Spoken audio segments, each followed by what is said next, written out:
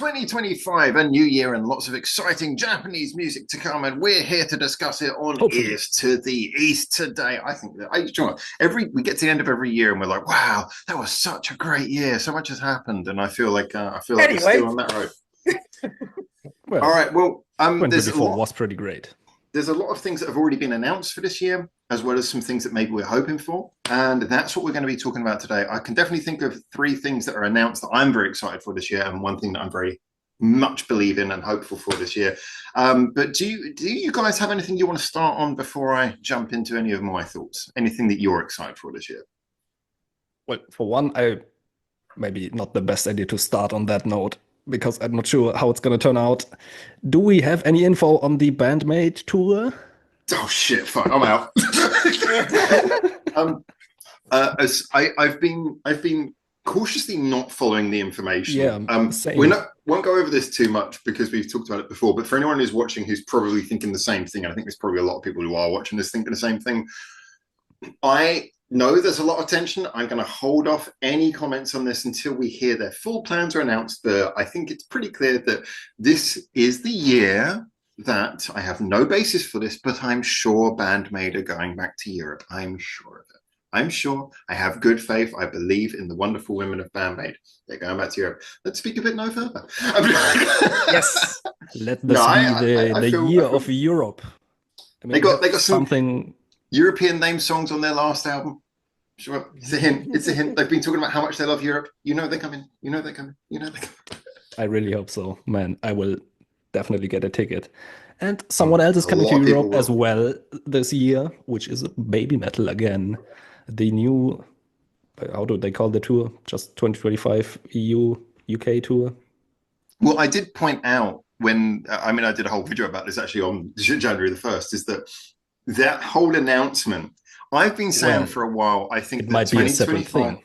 I think 2025 is going to be, I know a lot of people don't agree, I think 2025 is going to be the year that we get the new BABYMETAL album, the first one with Momoko on. And that announcement, there was a lot of 1:1 ratio imagery in there. We're talking about album cover shaped imagery. Yes. That is not something we had even the thing artwork with the logo on top. Yeah, like all their albums look like that. I'm pretty sure as well. Like an album cover, or at least a teaser for an album cover. And I think they've been releasing songs like Ratatata, Metali. I think these are all songs that are from an album they're working on in the background. So you think those will be on the album? Yeah. I hope not. You hope not. I hope I actually hope not too, just because I want a fresh new album with fresh, all new songs. Come on, guys. Epic narratives, ducks. You know the way the world works now. So you think the X songs might be on the album, but the feature songs will not be on the album? Well, if they're the lead feature, then yes. If they're featuring on someone else's song, was that song released on the BABYMETAL channel or on the Electric Cowboy channel? Ratata was technically. I've spoken to some people in the comments who told me that technically it was officially a 50-50 collab. However, it was released on BABYMETAL's channel and they were in as the lead artist. But apparently behind the scenes, I've been told by fans, it is considered a 50-50 collab. Either way, it's not something where BABYMETAL were the featurette. It was apparently, I've been told, they started on the song and the song was already, they had some ideas and they felt Electric Callboy would be perfect for that. So Electric Callboy were apparently drafted in. That's what I've been told by fans. But certainly everything about the way it was presented on YouTube put BABYMETAL down as the lead artist. So I think that's going to be on the album. I think Metali, I would be very surprised if Metali is not on the album. So I think those two are definitely going to be on the upcoming album, which makes me personally very excited. I think that's really awesome. I know that Neon doesn't necessarily feel the same, but I would be very excited for that. I'm just hoping for a fresh new album and a fresh new start. This year of collabs with F Hero, with Metali, with Electric Callboy, that was in 2023 as well. Yeah, but it's still that year, that gap where they've been doing collabs. I hope this is just a condensed year where they done their collabs, they've got that out their system a little bit, and this year is just that gap year while they're working on the actual album. That's the way I hope it goes. But if we're touching on any of those tracks that I think could possibly make it onto a new album, I think Ratatata is probably the one that will probably, just because of how well received that song is. I could see that on the new album. Although personally, I hope it isn't, and we just get a fresh new album. But maybe I'm looking at that through rose tinted glasses a little bit. Yeah, I think as a preference, I think most people would agree with you that it would be nice to have a fresh new album, just because why not have more songs? I agree with that. I just think in the terms of realism, I think it would be I mean, again, it would be great if we had a whole new album. We didn't know any of the songs. That would be amazing. But I think from realistic perspective, I think we can expect that they are going to include some of these songs. And to be honest, Metal just seemed like it was a Babe Metal release. I would be very surprised for that not to appear on a new album, because, I mean, why wouldn't you? You know, I mean, it is basically Babe Metal very much featuring Tom Morello. He's featured in there. It was very much in the Babe Metal style. It's probably the most baby metal song I've heard in a very long time. Certain that will be included. I would be very surprised if that wasn't on there. Might not be, but I would be very surprised. I'm just being sort of realistic. Yeah, you're probably right. They probably are on there. I personally just like to see that this little gap year that they took, where they've been doing all these collabs, stays as just like a little gap thing, and hopefully it will not be the case of we'll get fresh songs like as soon as they announce an album or they'll tease it, they'll drop a single or two. I would much rather say we haven't seen everything. We have the whole hype train thing. I think they're going to leak some on tour. Yeah, I think if the thing with Babe Metal is usually when they lead up to albums, they only usually tend to tease like one or two songs leading into the album, and they do it quite close to the release. And like if they do the tour and then they tease an album and then they release like one or two singles to get hyped for that album, and then Ratatata and Metali is already on the album, and I look at that and I see 10 songs, and I'm just looking at that and I'm thinking it's a bit of a hype killer. For me personally, I know a lot of people are gonna love those songs, and I love those songs as well. But I would much rather them do the tour, tease it, announce it, and then have like in November-ish time or whatever, push like one or two singles out for the new album, and then I think there's two aspects to that. I mean, I think you made a very good point, which is that usually they don't actually release songs that far ahead, which therefore actually I think you might have a point. Actually, that's probably the best argument against these songs appearing on a new album. I do think as well though that I mean, I think we've spoken so much about this thing about, you know, it being a hype killer, material being out before the album. I've been a strong proponent for that for a while, but I think this is just the world we live in now. That's the way things happen, and you know, it just is what it is. Just imagine all they do is this picture, and then at some point they will just release the album without any word, without anything. I think it would be an absolute banger and go like the Eminem trick. The Eminem trick. That's how he got back a lot of his relevance, wasn't he? He was slipping into irrelevance, and then he did that on a couple of albums, and suddenly his relevance. Yeah, I think Baby Metal is not really irrelevant. I think if Baby Metal did that, it would be huge. I think that would be so impactful, man. I think they're big enough to be able. I think they're big enough to be able to do that. I feel like all the big wigs in their nice fancy suits, though, would have an absolute fucking heart attack if you with the idea. Imagine they drop the album shortly before the tour, and then the tour is just the new album that no one knows. Oh my god! I do think. I'm just dreaming here.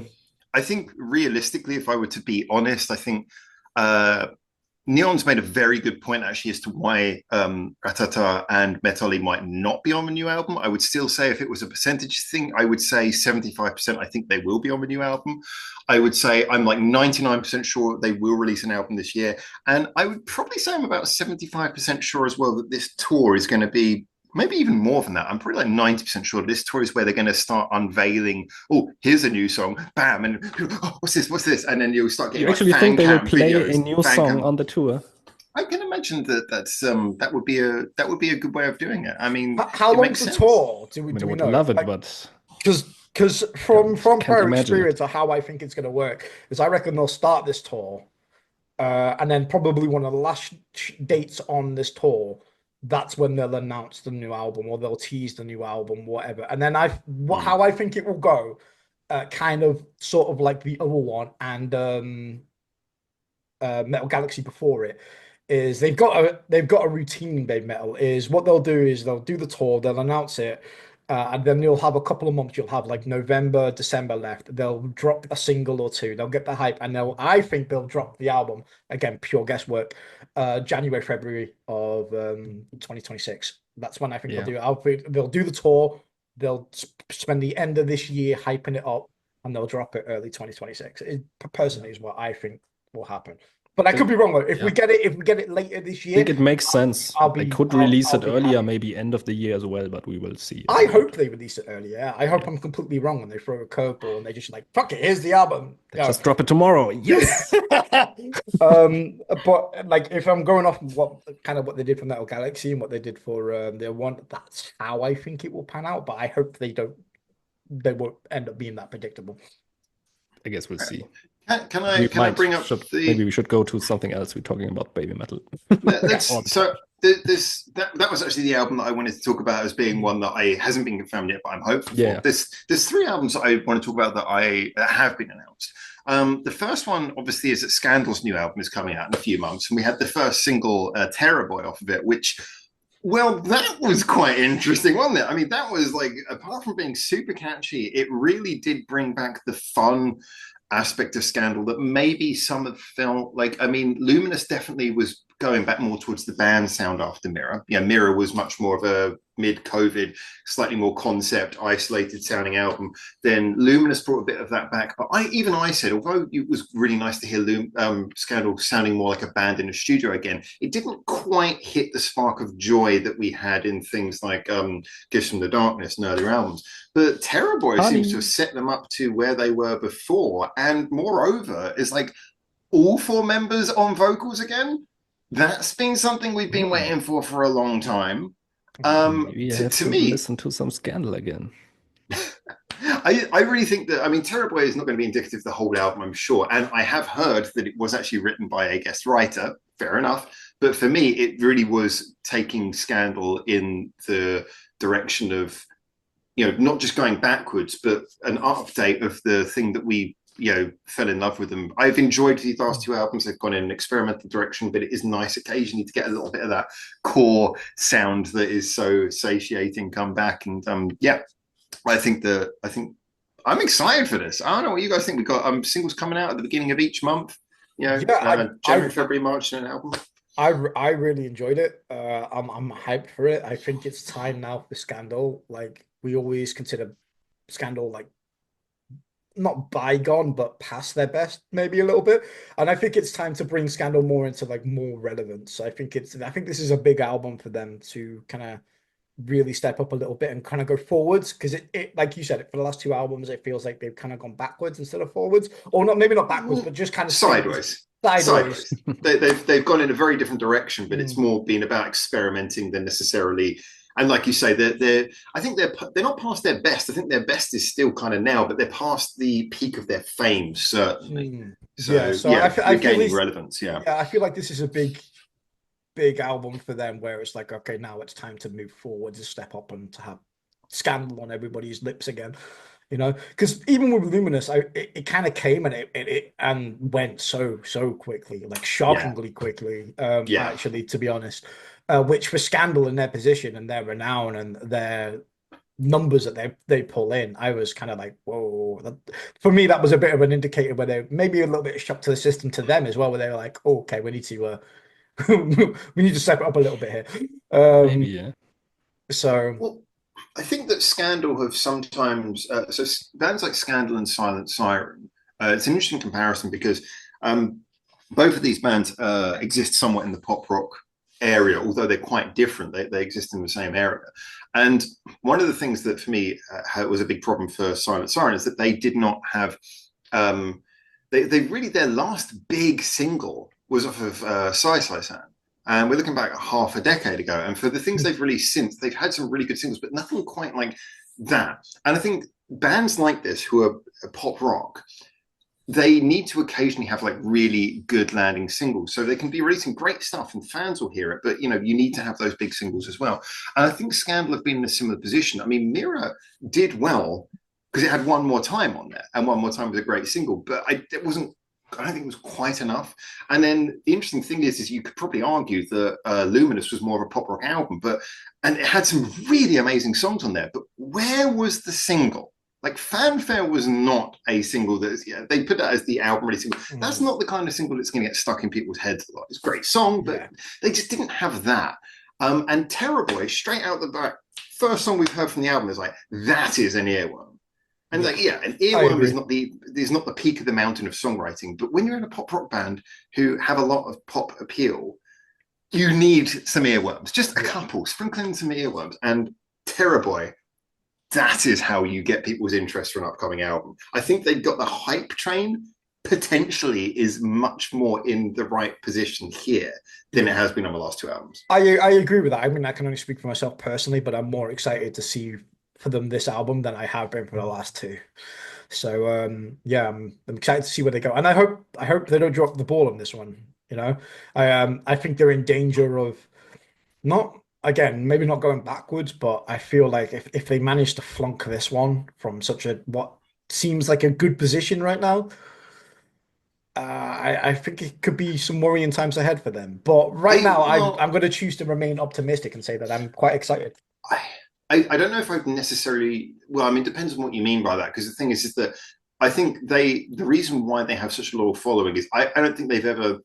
And you know, they've got better and worse albums. I don't think they've ever had a bad album. I think all of their albums are good, even when they go in different directions. I don't think they've ever had a bad album, in my opinion. Each one's been very good and definitely shows the quality that you would expect from a band who is this legendary. They have never betrayed the trust of their fans in that sense. But if you mean from a commercial perspective, I think that Scandal have this amazing ability to really flunk using their popularity. For a band who are so famous, I've spoken to people here who literally do not know they're still together. And you're like, this is like a super famous band because they just don't seem to be very good at using their fame to get out there. And so, yeah, this is why I think I agree with you. That every time I hear about Scandal, it's kind of from you. Yeah, exactly. Well, I mean, I think the international community anyway, like international fans don't tend to listen to the pop rock bands. The bands that are popular in Scandal are one of those bands like SIREN with a very popular in this part of the world, but that doesn't translate to the overseas fans. The overseas fans tend to more go for the heavier groups or the ones which have a bit more of a niche bizarreness to them. So yeah, I think that's why they need a killer single or something like that. But so I don't think they're going to flunk on quality. I'm sure the album will be great, but I think they could flunk on the potential to be, playing up their fame and growing their fan base. But Terror Boy, good step in direction. It's a good start. Direction. I am going to quickly mention, I think this wasn't one of the ones I was going to mention, but I will just quickly mention, I know that neither of you probably has any interest in this, but obviously I am very excited about the fact that Silent Siren do have their new mini album coming out. I think that I think it's showing much more promise than the first one after they came back was good, but I think it sounded very much like they were putting their toes back into the water very carefully. This one, I'm not sure about the mixing. The mixing sounds a little bit muddy, but the songwriting sounds really adventurous. They got a bit hard rock. They got some crazy stuff in there. It sounds like it's going to be a lot of fun. So I'm really excited about that. But then again, I know I'm the only one interested in that, so I'll quickly move on. The two others that I wanted to bring up. Well, first of all, if we could quickly talk about NEMOPHILA have mentioned Apple of My Eye. That's coming out. Obviously, I'm super excited about this because I've been really getting into everything they've done since coming a four-piece again. No lack of love for Saki. I just think that they found this. There's this sense of joy. I think they feel like a bit free, a bit light, a little bit crazy. I just feel like they're having a lot of fun right now, and that's got to translate into a great album. Okay.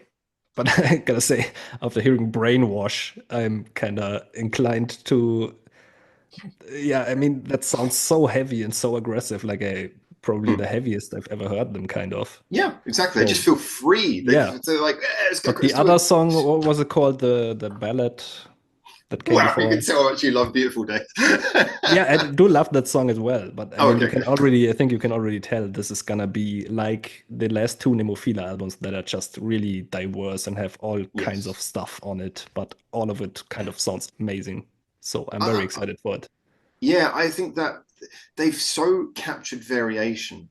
Seize the Fate was where they showed that they could do it. Although Seize the Fate, as much as I love that album, it felt a little bit like they were taking styles and kind of slightly pastiching them. Like, let's try and do a pop punk song. Let's try and do an old school song. And then we moved on to Evolve, where they felt a little bit more comfortable.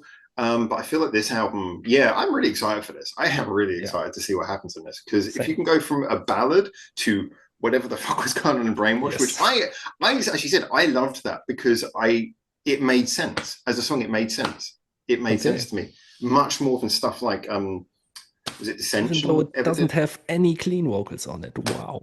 No, but it was the shouting was that I compared it to Rage Against the Machine. It had that kind of chanting vibe, and a lot of what worked about that, because it was very rhythmic, kind of shouting like a chanting sort of thing. And a lot of why that worked, I think, was because there was one guitar. If there had been two guitars, it gets too muddy. But the one guitar was very clear. It was distorted, but it was very clear. You could hear the guitars. Kind of gives a raw style. Yeah, it was raw. It felt lively. It felt like it was really there. Whereas things like Dissension just feel like so much noise packed in that it actually loses life. I would say it just makes it sound more modern if you have two guitars, and just one guitar gives a bit of that classical old school vibe about it. I do think, although very as different as it was, I think it had the same quality I would attribute to something like Rage Against the Machine, in that you could still feel the rhythm punching through. You know, the rhythm wasn't lost because it had enough breathing room. You know, the shouting was not constant, it was punchy, but the guitar was one guitar which was very clear, so you could hear that tonally.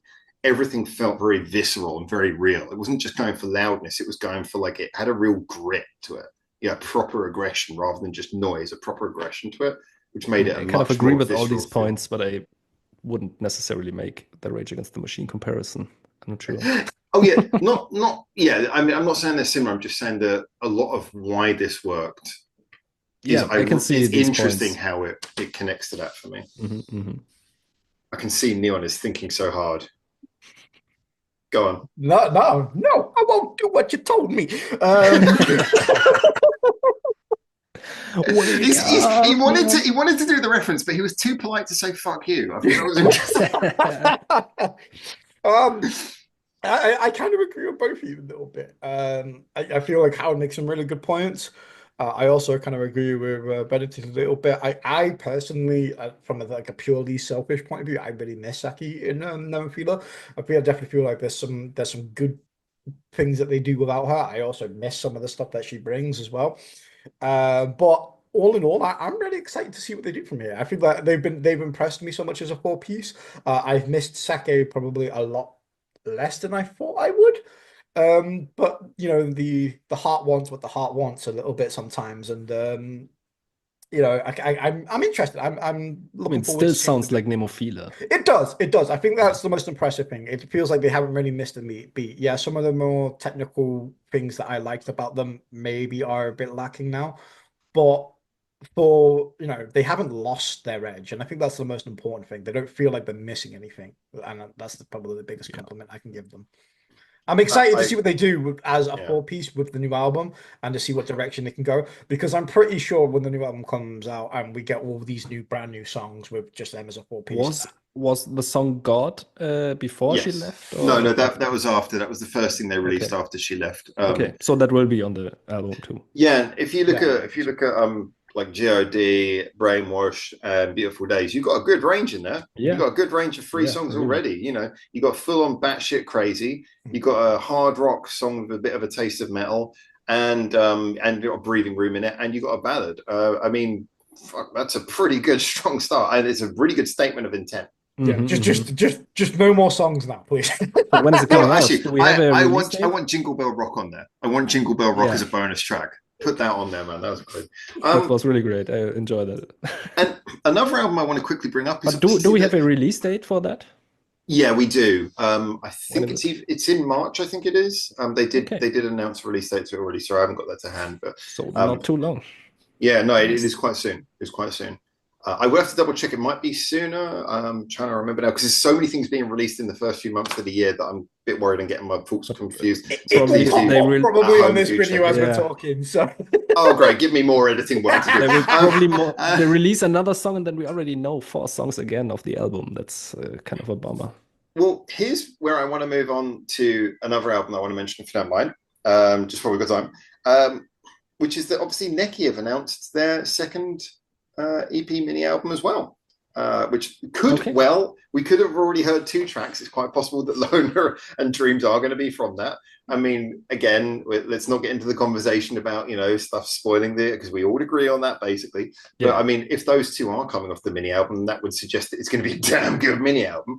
Definitely going into the pop rock direction with those 2 singles. But, you know, we had one song, Loner, which is very, you know, very kind of introverted, and then Dreams, which is very much like a kind of song.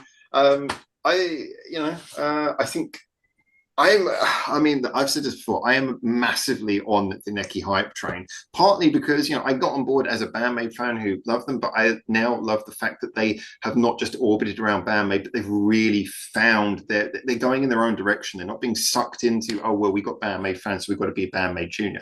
They're really doing their own thing, and you can feel that it's just them doing what they want to do.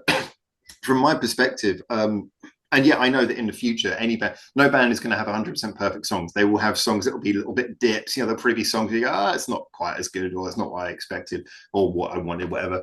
But they're just on such a strong footing at the moment that how can you not be excited for whatever they do next?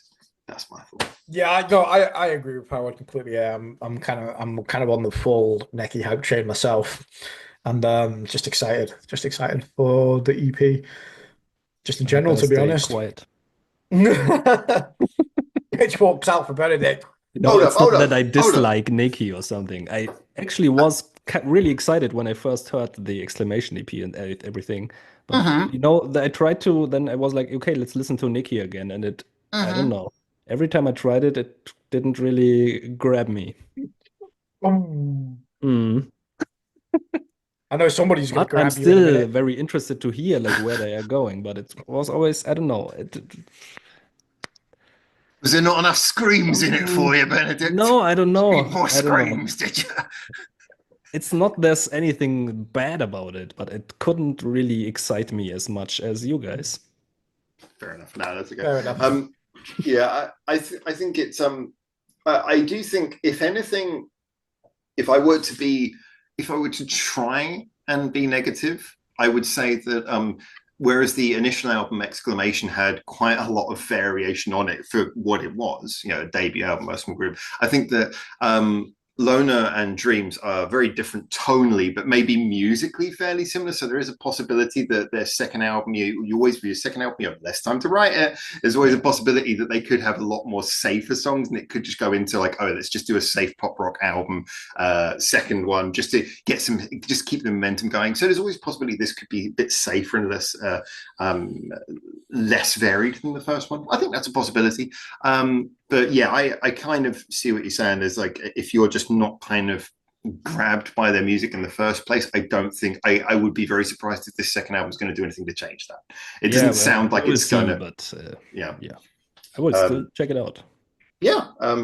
So NEK, definitely on board with that for me. Okay, right. So those are the ones I wanted to get out of the way. I wanted to get out NEMOPHILA, NEK. Obviously, we talked about. Oh, okay. There's one that we definitely should talk about. Let's go. Which is, I'm guessing, it should come out this year. The new DOLL BOXX project, or DOLL BOXX. Is there going to be an album? I don't know. We have no idea. There's got to be something though. They haven't been. Something, I got to right? assume. I got to assume there's going to be an album. There's something. Even if it's not an album and it's just like a mini EP, I think the mini EP is probably more.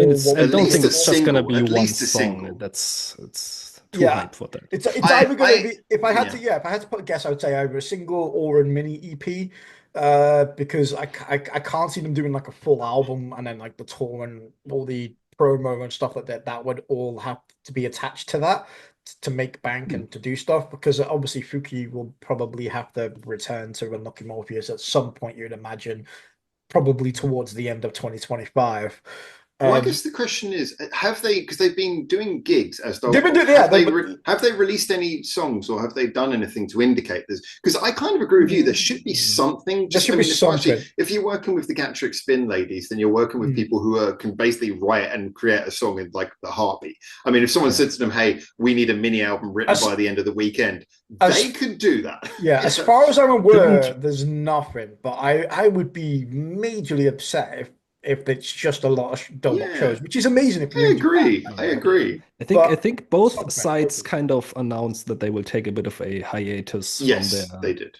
original Yes. projects and do some other stuff. And I think But I don't think Doll it's Box, in just my for opinion. doing Dolls Box. I think That's they've got a one. lot of other live stuff they've talked about, life stuff, Yeah. and this live stuff. I'm inclined to agree with you. If they haven't played any new songs on there, and apologies, I haven't checked this. If they haven't played any new songs on the Dolls Box gigs, then that kind of makes me a little bit concerned. But I would be very surprised. I mean, kind of like when we had the whole thing about Warning and Band-Maid did a show together. I was saying, look, they are gonna release a song. There's no way they're not going to release a song. And everyone was like, oh, I don't know, they're not going to have time. And then of course they released a song. And it was kind of the same thing for this. It's like, if they didn't release any new music off the back of this after this amount of time, that would feel very disappointing.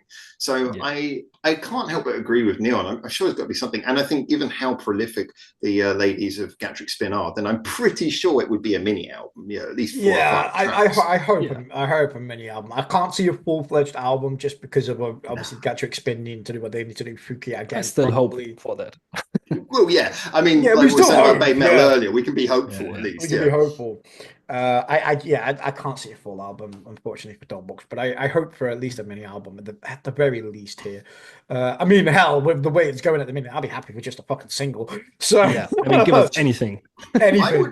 I would be very interested to see how different it is from the original Dolls Box stuff. Because, I mean, Dolls Box, ironically, Dolls Box was my route in for both Gatric Spin and Unlucky Morpheus. That was the first I'd heard for them, because I knew that as a band. And then someone explained to me, oh, actually, no, this is a singer from one band, this is a band from another. That's how I found them.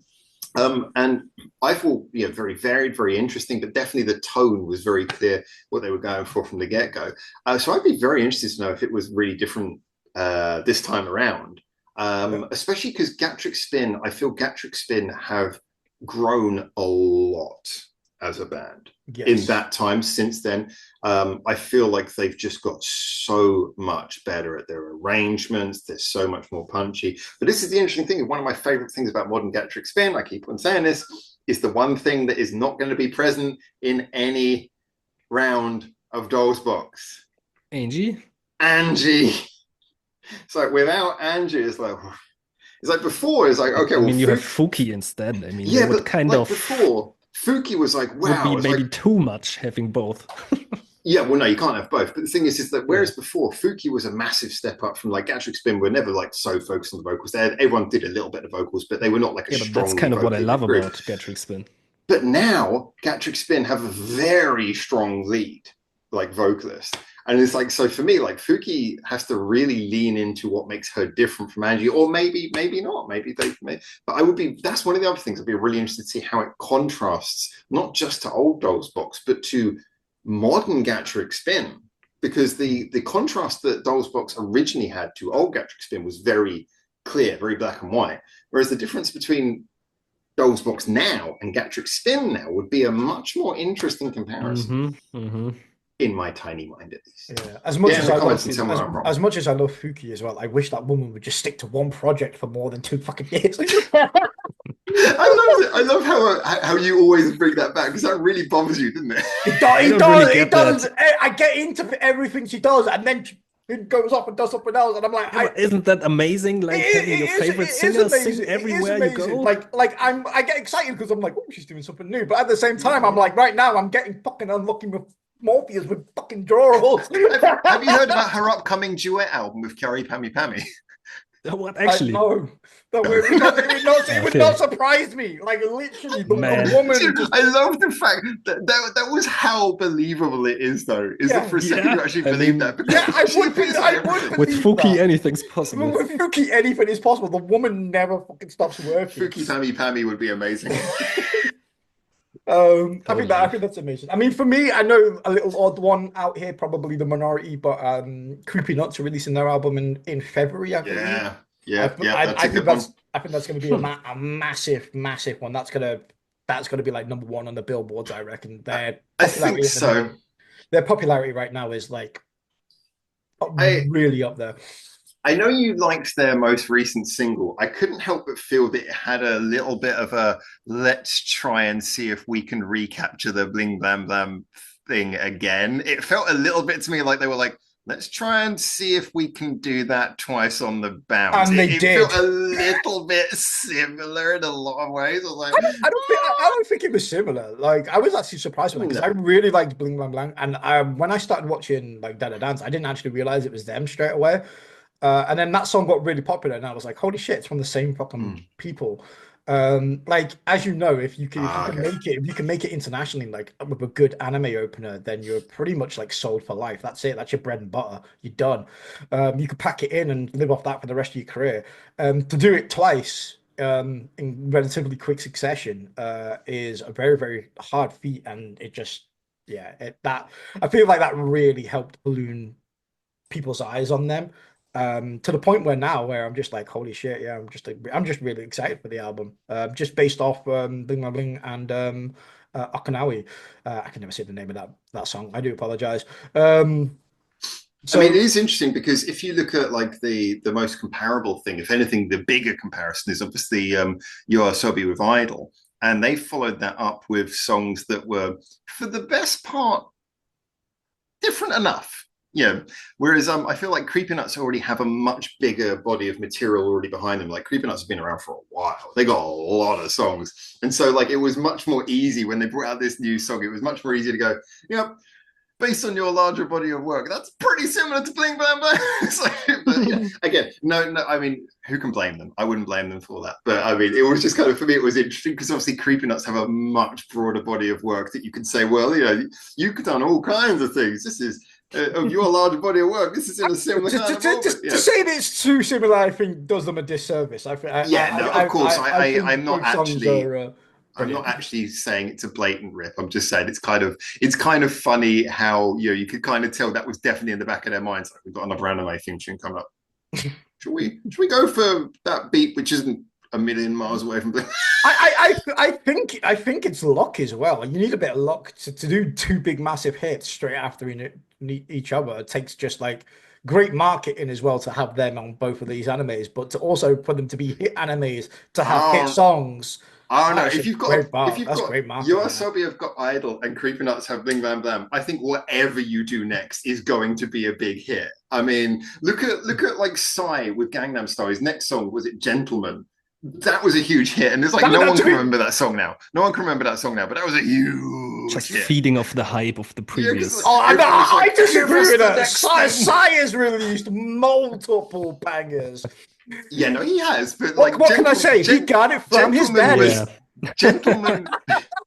Gentleman was abnormally like viewed. That got, because of course every do next. Anyway, we've got like 100 seconds left on the free version of Zoom, so we should probably start to wrap this up. But I think we've covered quite a lot of the exciting things coming up. So get in the comments, tell us what you think. Any final takeaways you guys have on 2025? Just wanted to ask you one thing. Can you think of anything that you would wish for that isn't announced? Because I, for example, I would wish for the Almond Dot release, the premiere.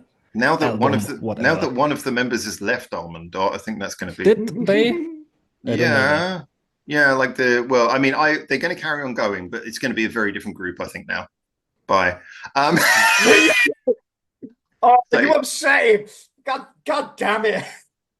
And with that, yeah, no, they are going to carry on, but I suspect it's going to be quite different because the blonde lass who was always up front and center, she's gone to do her own solo thing. The one with the glasses or the other one? The one without the glasses, who's playing the guitar. Okay. Anyway, 45 seconds, guys. 45 seconds. Yeah. There's definitely lots we've missed, but trying to keep this video. Anything you would wish for? Anything album? I don't know. Say it quick. I think it's a little bit too soon for Love Bites album. Obviously with the EP2, I think Love Bites have deserved at least a year off. I think maybe, or maybe not a year off. They'll have a couple of months to themselves and then come back. I reckon towards the end of this year. What would I like? Oh, I don't know. I honestly don't know. I mean, Band-Maid's been done. Probably just the BABYMETAL. I would love the BABYMETAL. NEK, Trident, BABYMETAL. And what I would like is for everyone at home to like, subscribe, and keep your ears to this, and maybe more time on Zoom.